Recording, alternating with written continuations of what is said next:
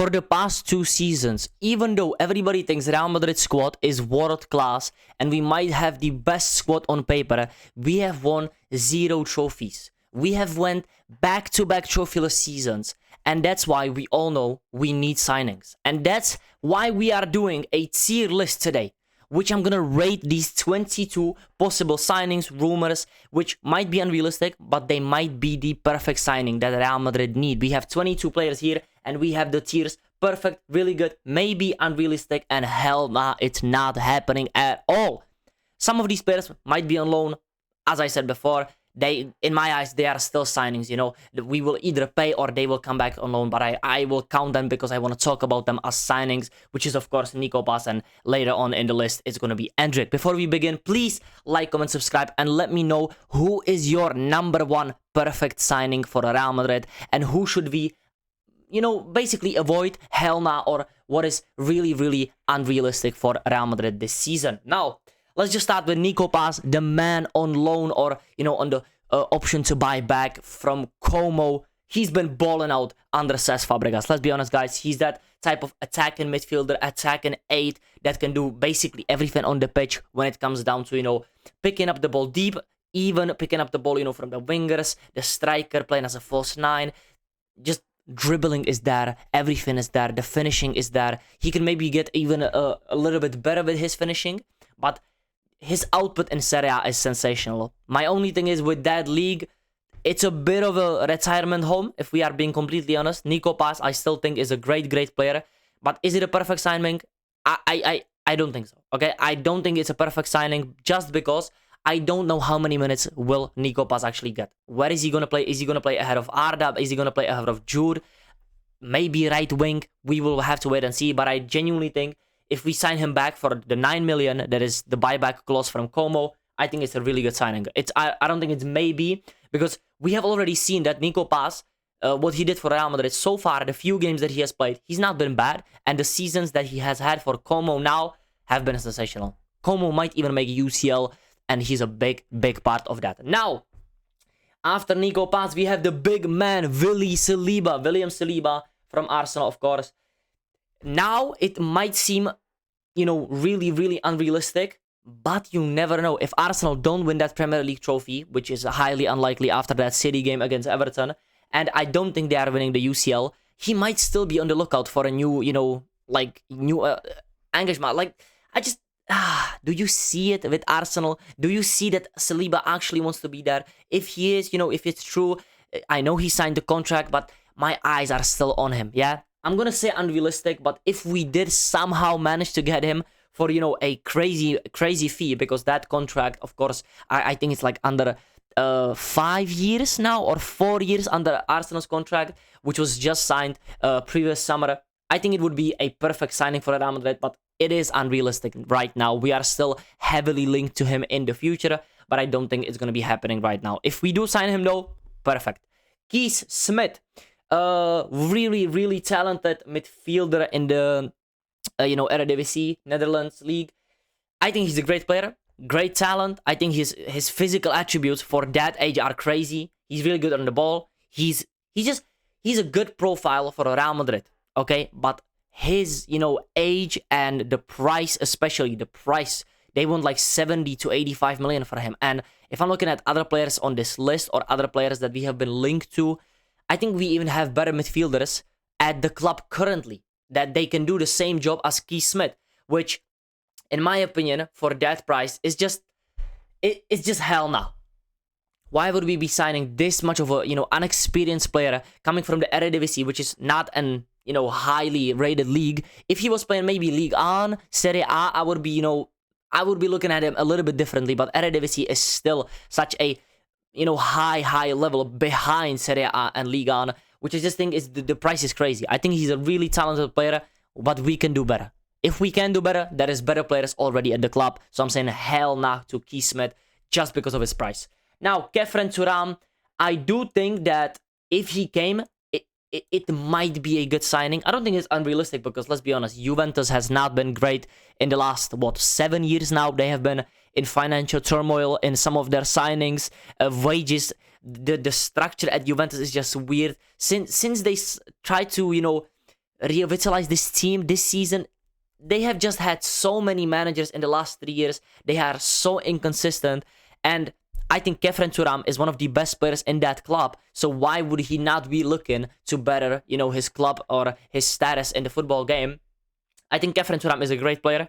Once again, though, do we need Kefren Turam? Is he that 6 profile that is so good on the ball and that can play out of the back?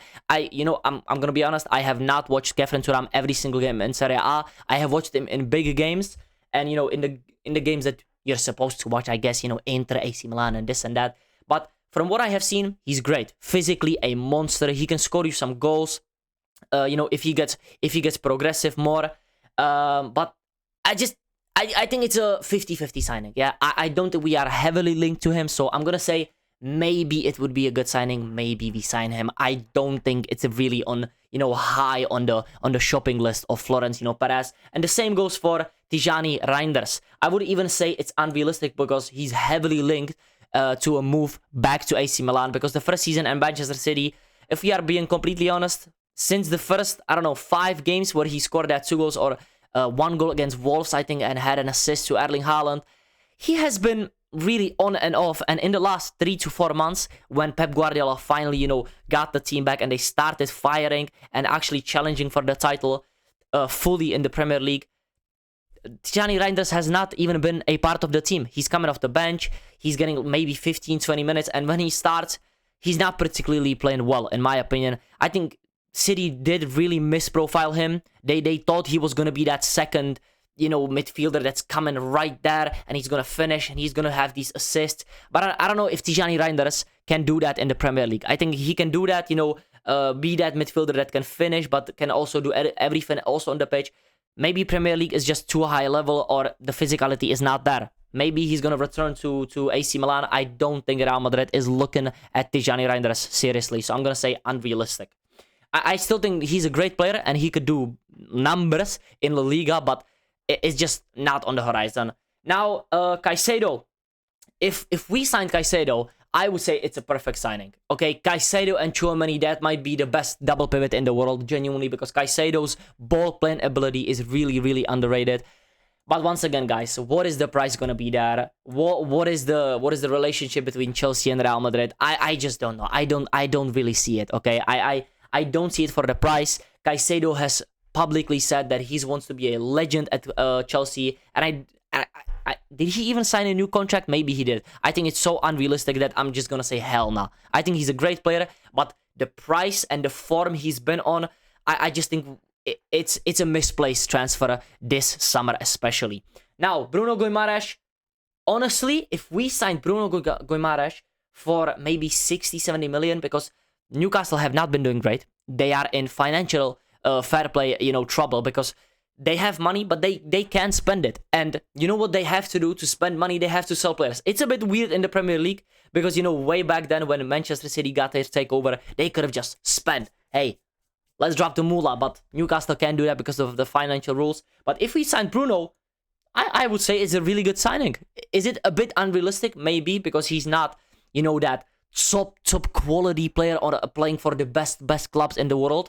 Because Newcastle this season, I think they are like 14th in the Premier League. They have not been having a great season, but he's their best player by a mile. Bruno Guimaraes is such a warrior on the pitch. He can do everything. He's even scoring goals this season, and I think genuinely he is a leader. He is a leader in the dressing room, and that's exactly what Real Madrid needs. And he's experienced. He's not that young. He has been playing in the Premier League for about 4 years now, I think, and he's been great every single season. Genuinely, maybe one of his weaknesses is a bit too much aggressiveness sometimes, and he's a bit, indecisive, I would say, in crucial decisions, but that's where you go to Real Madrid and learn those things, but bring your leadership in, bring your warrior, bring that fight in you, and that's why I think it's a really good signing. Could it happen? I don't know. That's another question, but if it happened, really good. Van der Sar, it's going to be the same as Bruno Guimaraes. I think it's a really good signing because he's coming from, I think is he at AS Monaco, or am I bugging? I genuinely just forgot. I 99% sure he's AS Monaco. Great right back. Once again, if he's just a backup to Trent, because Dani Carvajal is supposed to be leaving, or like 99% supposed to be leaving, because we don't want to give him another contract. And I am so done with Fede Valverde gimmick at right back. Yeah, I don't want to be pushing out Raul Asensio, Fede Valverde, and these guys playing at right back. I just don't want to see it. Okay, let's just cement Trent as the starting right back and maybe sign a backup, or maybe promote Jesus Forcia. You never know what's going to happen. Maybe if Arbeloa stays as a manager. But if it doesn't happen, I would say Wanderson as a second choice is a really, really good right back. He's not that old. I think he's like 23, 24. So he has still time to develop. He's a little bit younger than Trent. And I think he's great. He also offers a bit more defensive cover, I would say, than Trent. He's way better in physical battles. But is he as good as Trent? Definitely not. Would he be, you know, expensive? I wouldn't say so. I think he would be around 35, 40 million. If he would be 30, 35, I would say it's a really good signing. Now, Enzo Fernandez. Once again, it now looks unrealistic because Real Madrid genuinely came out and said, we don't want this guy, yeah? But Enzo Fernandez was twerking for Real Madrid. If you remember, he said in an interview, I think they asked him, why would you want to leave, or something like that, you know? And the rumors were coming out at that time as well that Real Madrid want Enzo Fernandez. Fabrizio was dropping this and that. And Enzo basically came out and said, yeah, I would like to live in Madrid. I would actually love it. It's a great city, you know, sunny and this and that. But, yo, bro, you're twerking for Madrid. You are twerking for Madrid at that time. And you just made it too obvious. Like, Liam Rossinier literally benched you for twerking for Madrid too hard. So, and I now think that Real Madrid are actually, like, it's repulsive to even sign Enzo now. Because he's genuinely a beg. Why are you begging it so much? I don't even think we are looking at Enzo now. Because he would once again just be too expensive. They have these Chelsea players on contract that is death row. At Chelsea, it's either 2036 or nothing. And that's why Enzo, in my opinion, is unrealistic. As a player, for maybe 70, 60 million, you know, to be a great midfield choice, I would say, yeah, really good signing. But is it going to happen? I just don't think so. And for me, it's unrealistic. Nico Schlotterbeck from Dortmund. I think his contract is actually ending this summer. Maybe or next. I think either way, the price is going to be so low, or he's going to be on a free. Okay, you can correct me in the comments. I think he is actually going on a free. And if we sign him on that low of a transfer fee or a free, I would say really good transfer. Once again, I'm not the biggest fan of Schlotterbeck, and I have, you know, previously said that we might be, you know, of better signing somebody else like Konate, but or Upamecano, sorry. But those choices are now gone. Yeah, they signed new contracts at Bayern and Liverpool. I think Schlotterbeck as a left-footed center-back, he's great. Wait, left-footed? Is he left-footed? Maybe I'm bugging. I'm getting these players mixed up because I'm looking at so many transfer rumors. But I think he plays as a left center-back. You know, Bundesliga, and bro, if it's not Patrick Schick, I don't know too much, okay? I think he is left-footed, or he offers something at the left side as a center-back partnership.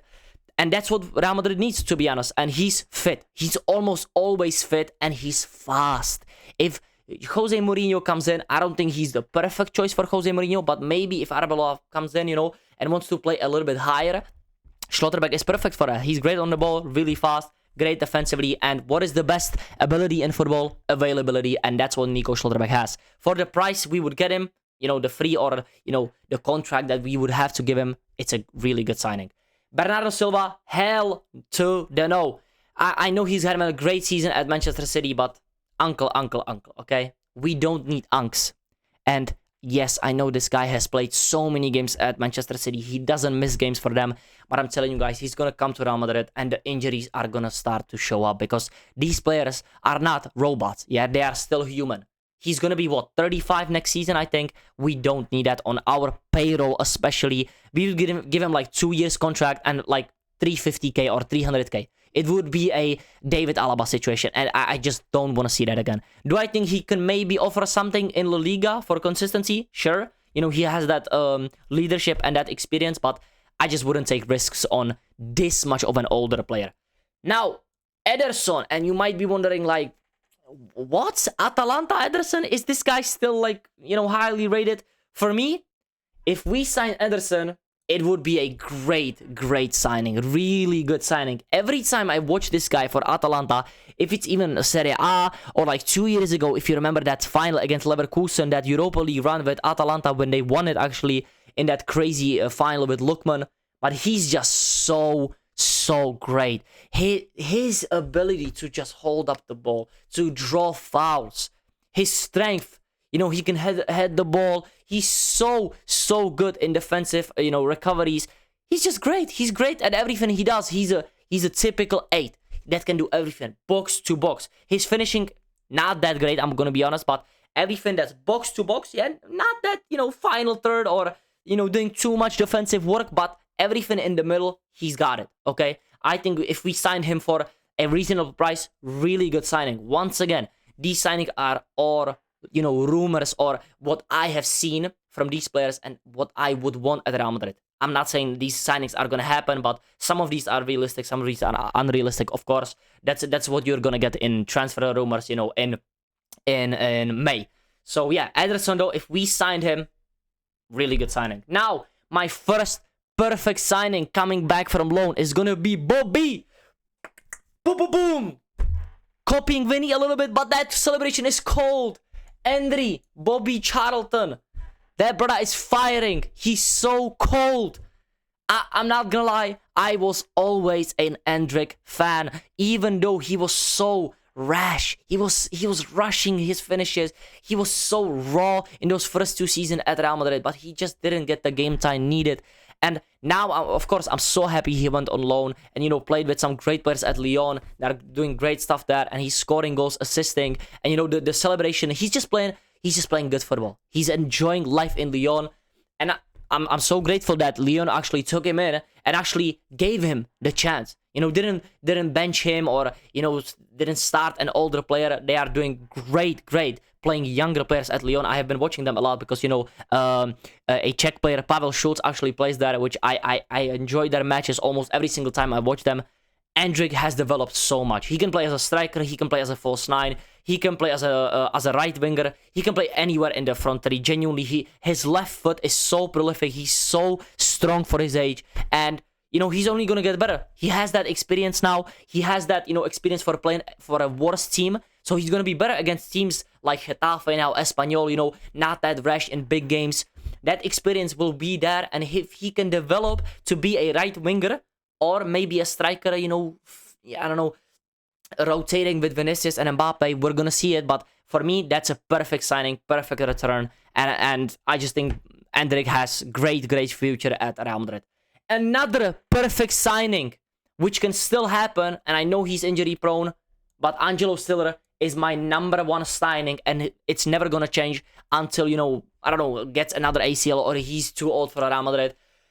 If you just look at his stats and you look at the progressive carries, how much he does for that Stuttgart team, how much he does in big games, he can do everything on the pitch and on the ball, he's everything we need.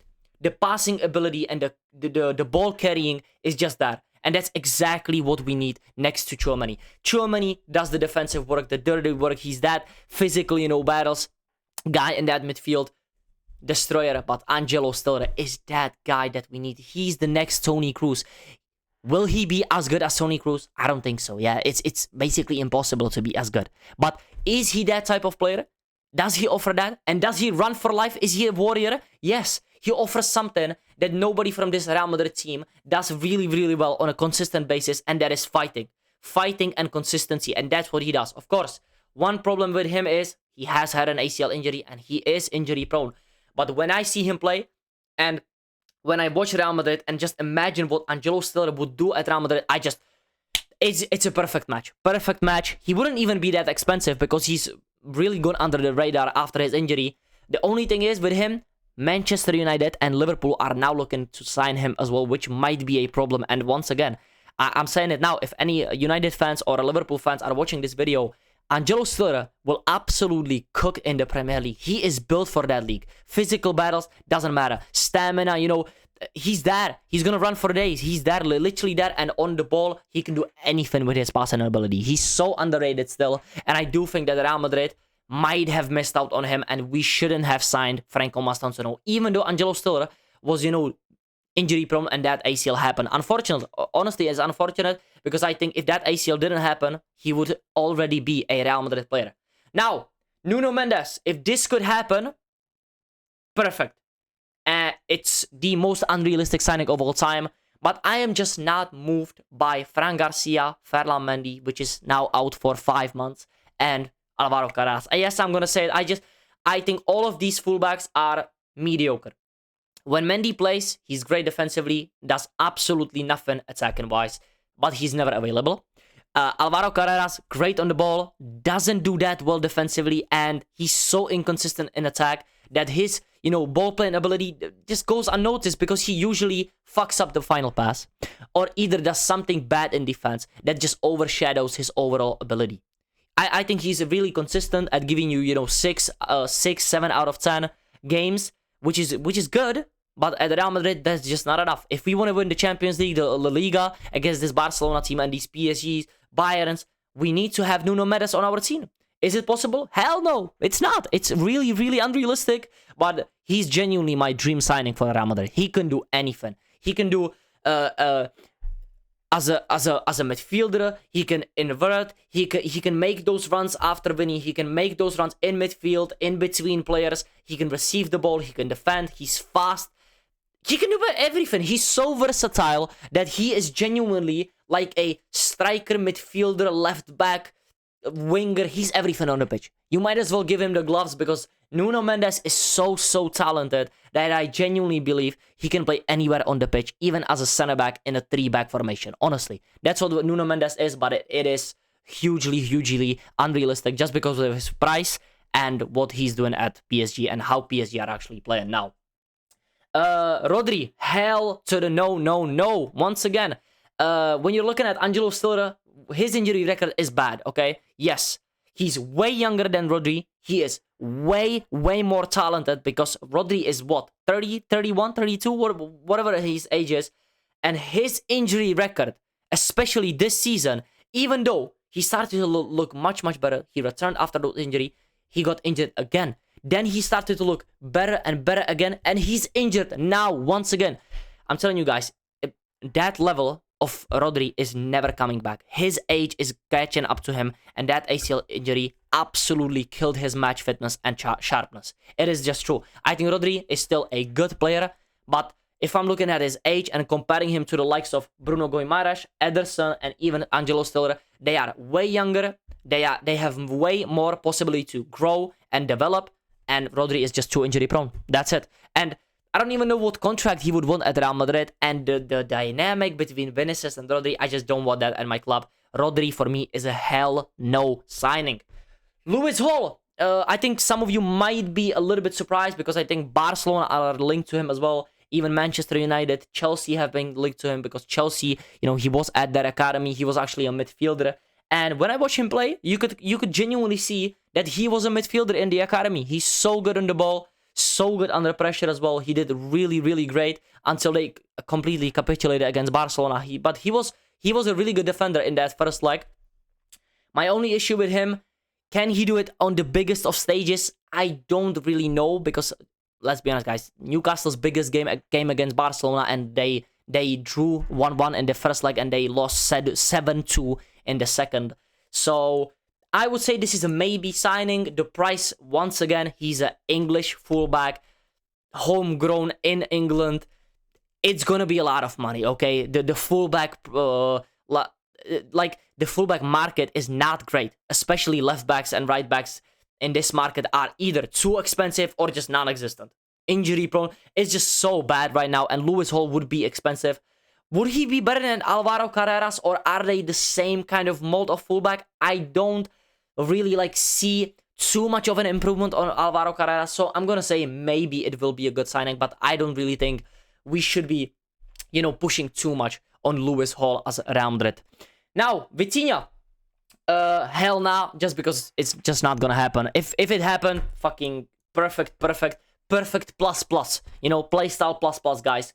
But this guy is genuinely generational. Honestly, I don't even know. He popped from nowhere. He went to Wolves from Porto. He didn't play nothing. He played no minutes. He went back to Porto, went to PSG, and now he looks like a mold of Jude Bellingham and Pedri combined. When I watch him, I just enjoy football, and that's what you are supposed to do when watching a great midfielder. He's a maestro at what he does. He can score goals. He can do everything on the pitch from the back to the front. He can assist. He's good at crossing. He can take corners. He can take free kicks. His ball control, his first touch, his ability to read the game, to receive the ball under pressure.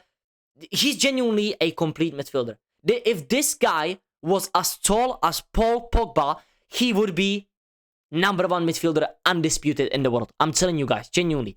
It's that, that physical battle he can sometimes miss out on, especially, if it's a midfield of, I don't know, if you put Bruno Guimaraes, Joel Linton, and these guys against him, he might be a little bit out of his depth if he doesn't have the greatest of games. But if he's on his number one level and he's elite in that game, nobody comes close to Vitinha. Now, on the other hand, Kobbie Mainoo, which in the last 6 months has the biggest resurgence to his career under Michael Carrick, because Ruben Amorim, what he was doing to this brother, this talented ass midfielder, which I honestly, Kobbie Mainoo is one of my favorite players at Manchester United, one of my favorite players in the Premier League period. I still remember what he did in those Euros for England in 2024. He might have been their best midfielder, and you're looking at that midfield when Jude Bellingham was there, Rice was there, Conor Gallagher was there, who was, experienced in that time. Palmer was coming there. Saka was playing. But people were saying Kobbie Mainoo is the heart of this team. He's playing the best. Like, in that Euro final, he was looking like one of the best players on that pitch at 18 years old. Kobbie Mainoo is one of the best talents in the world. Once again, do I think United want to let go of Kobbie Mainoo? And what price would that be? It's just a unrealistic transfer right now. Maybe in January, when we went for him, when, he was getting 0 minutes under Ruben Amorim, I actually made a video at that point that I want to sign Kobbie Mainoo. He's in the same mold of midfielder as Angelo Stiller. Maybe he's a little bit more, up there on the pitch, a little bit more attacking, better finishing, and less of the, receiving the ball and passing it out of the back. But he's still great. He's still great as a midfielder, really talented, but I'm going to say unrealistic for now because of his form at Manchester United. And the same goes for these three last midfielders. I just think Tonali, João Gomes are great midfielders in the Premier League. Once again, they are fighters. They are great on the ball. They are really good in physical battles. This guy, recovery-wise, for Wolves, one of the worst teams in the Premier League, has just been great. João Gomes is, once again, so under the radar and these lists who should sign from Barcelona. If Barcelona signed João Gomes, they would be looking at him as one of their best midfielders. Genuinely, guys. He's so underrated, but is it realistic for Real Madrid to be signing a guy that's being relegated to the Championship? No, it's just not. And Tonali, I think he's looking at a move back to the Serie A, or he's going to stay in the Premier League. Now, Pavlovic, I think he's one of the best players actually on this list in that midfield kind of spots, But it's just unrealistic. I think as a player, he's one of the best sixes in the world, eights even, because he can play anywhere in that midfield apart from the 10. I think he lacks a bit, in that attacking ability, but he's just so composed for his age. Once again, he can hit one as well, but it's not even unrealistic. It's like Vitinha. Hell nah, it's not gonna happen. I'm gonna put Nuno Mendes there because these three are just impossible in my opinion. I'm gonna say these are hell nah, either way, or bad signings or just impossible. These are unrealistic, might happen in the future, but you never know. Maybe on Kefren Turam, Lewis Hall, and these signings are the ones that we should be looking at, in my opinion. Ederson from Atalanta, Nico Schlotterbeck, Van der Sar, Bruno Guimaraes for a reasonable price. I'm actually going to do this, to reorder them. I think it's in this order for me.